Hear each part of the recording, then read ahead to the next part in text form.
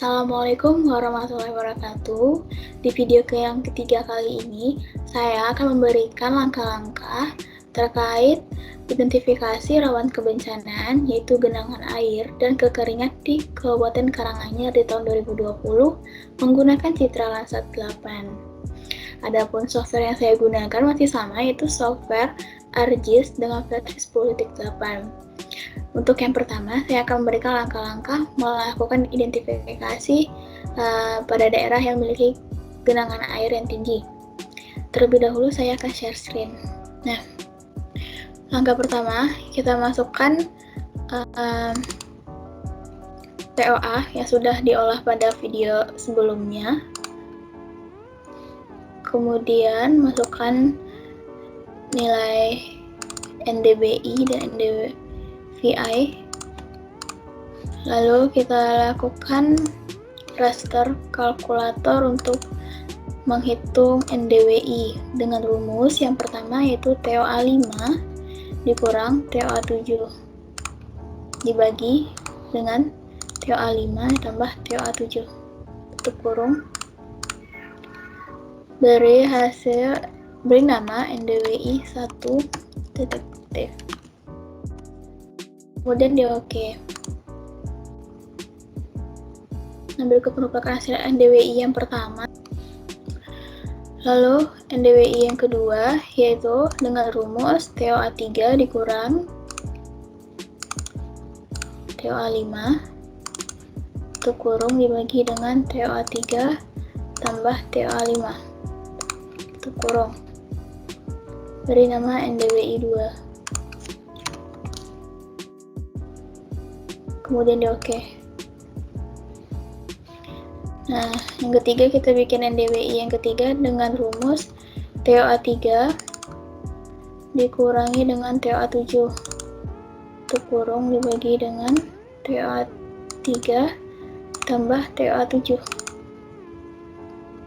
tutup kurung, beri nama NDWI 3.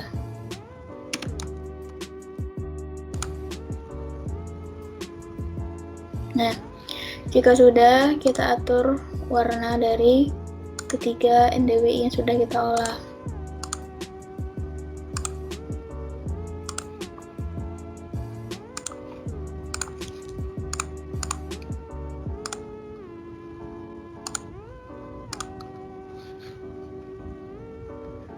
Nah, dari ketiga NDWI, maka NDWI 2 dan 3 lah yang memiliki pola yang hampir mirip. Sehingga untuk menentukan NDWI mana yang akan kita gunakan, yaitu kita melihat dengan nilai high atau digital number dari masing-masing hasil, di mana pada praktikum kali ini NDWI 3 memiliki nilai high yang lebih besar dibandingkan NDWI 2, yang mana jika semakin besar maka daerah tersebut memiliki genangan air yang semakin tinggi dibandingkan daerah sebelumnya. Adapun tanda minus di sini menandakan daerah tersebut sangat kering. Adapun langkah selanjutnya yang harus kita lakukan, yaitu masukkan Demnas Kabupaten Karanganyar, kemudian add data,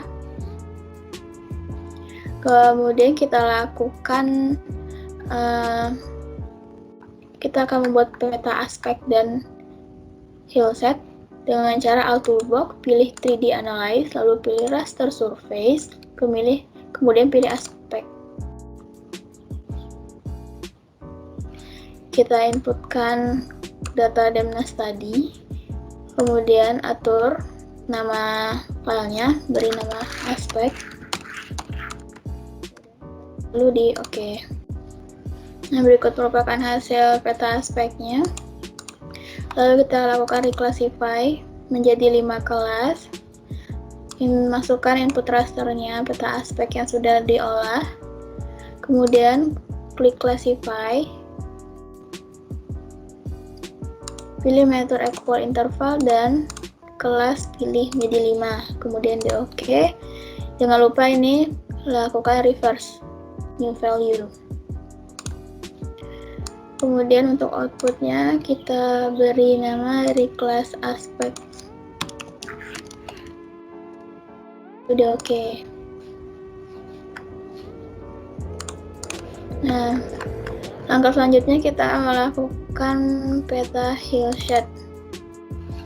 Masukkan Demnas Kabupaten Karanganyar, atur outputnya, beri nama hillshade. Udah OK. Berikut merupakan hasil peta hillshade-nya, kemudian lakukan reclassify menjadi 5 kelas. Masukkan peta hillshade, kemudian klik classify, ganti metode dengan equal interval dan kelasnya menjadi 5, kemudian di OK. Jangan lupa klik reverse new value. Outputnya kita buat menjadi reclass hillshade.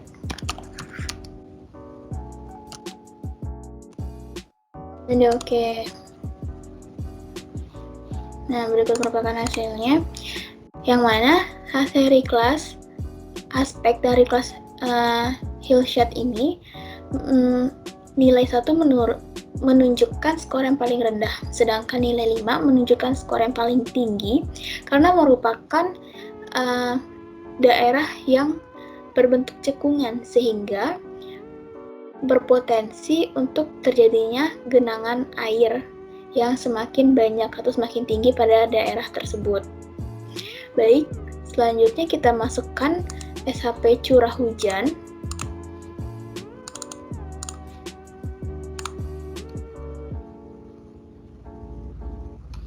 Kemudian kita jadikan polygon to raster. Masukkan SHP curah hujan, value fill-nya diganti dengan curah hujan, lalu atur output penyimpanan.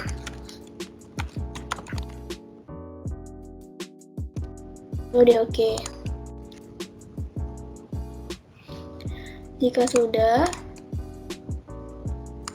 lakukan reklasifikasi. Masukkan curah hujan yang telah didapatkan, kemudian atur menjadi 5 kelas.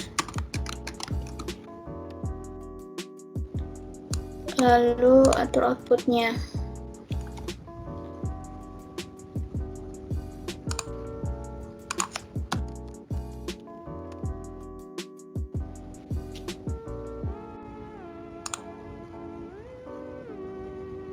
Nah, berikut merupakan hasil reclassify-nya.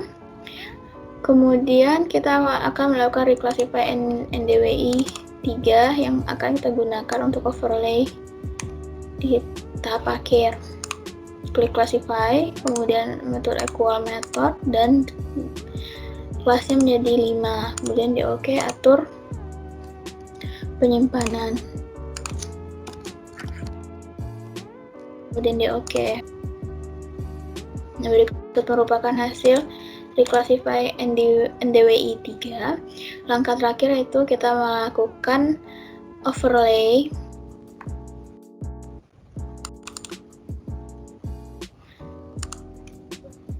Masukkan reclass NDWI 3.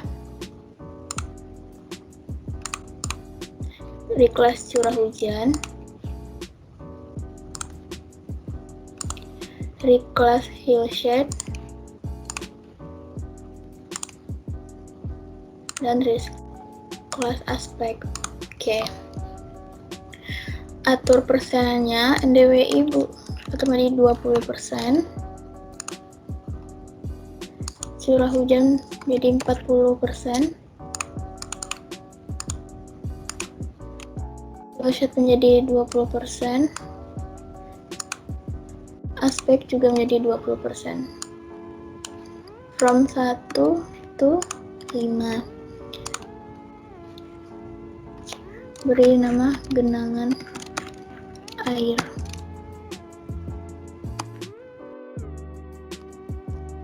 Kemudian di OK. Nah, berikut merupakan hasil peta genangan air. Tidak lupa kita menambahkan SHP sungai. Nah, yang mana skor yang paling tinggi yaitu 4 memiliki daerah yang tergenang dengan air karena faktor morfologinya yang berbentuk cekungan dan merupakan tempat berakumulasinya air, sehingga intensitas hujan yang tinggi akan berkumpul pada daerah cekungan tersebut. Sedangkan skor yang paling rendah, yaitu yang berwarna merah, merupakan daerah yang bebas dari genangan air. Baik, untuk langkah yang kedua yaitu peta kekeringan. Pertama, kita akan memasukkan nilai NDVI dan NDWI 3 yang mana sudah tertera pada layer berikut ini. Kemudian kita lakukan raster kalkulator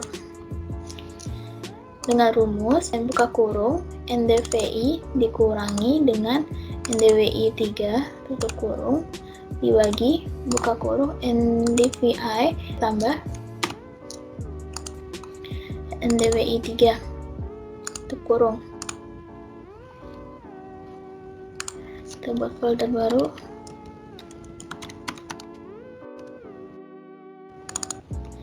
Kita masukkan dan beri nama NDDI. Ini oke.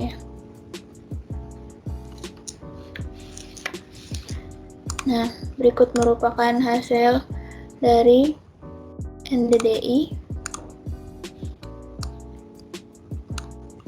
Selanjutnya, kita lakukan pada raster kalkulator juga, yaitu terlebih dahulu kita masukkan band 5, 4, dan 7. Oke, untuk melakukan proses DDI menggunakan rumus yaitu band 5 dikurang band 4 tutup kurung dikurangi buka kurung band 5 dikurangi band 7 tutup kurung, beri nama DDI 2.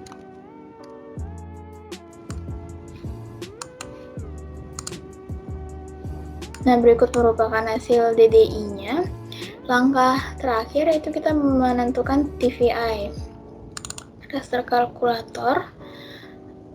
Sebelumnya kita masukkan nilai LST dari Kabupaten Karanganyar. LST dibagi dengan buka kurung 2,5 dikali TOA 5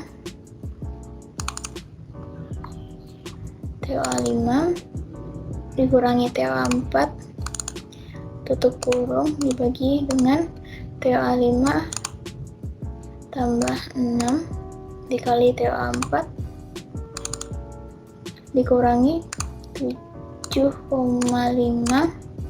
dikali TOA 2 tambah 1 dikurung 3 kali.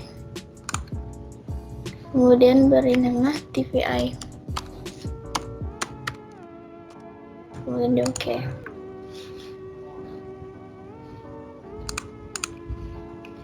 Nah, berikut merupakan hasil dari TVI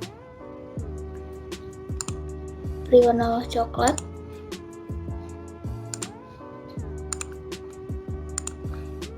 Oke. Nah, berikut merupakan hasil TVI-nya, yang mana dari peta di atas dapat disimpulkan bahwa Kabupaten Karanganyar memiliki tingkat kekeringan yang ekstrim.